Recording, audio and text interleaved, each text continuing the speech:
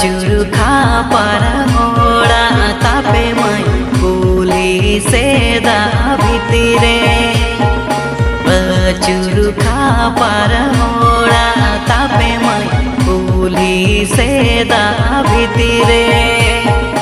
आम गेचे मई बेनावा का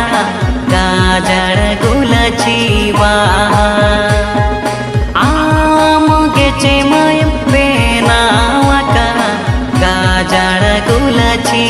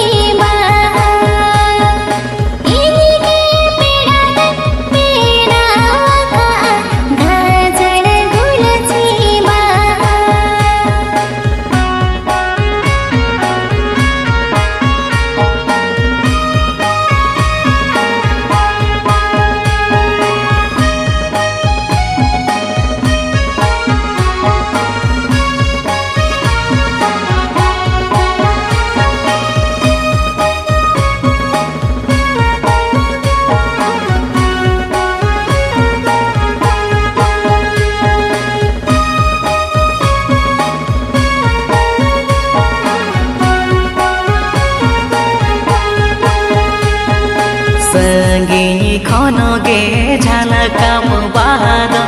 अड़ी चोर को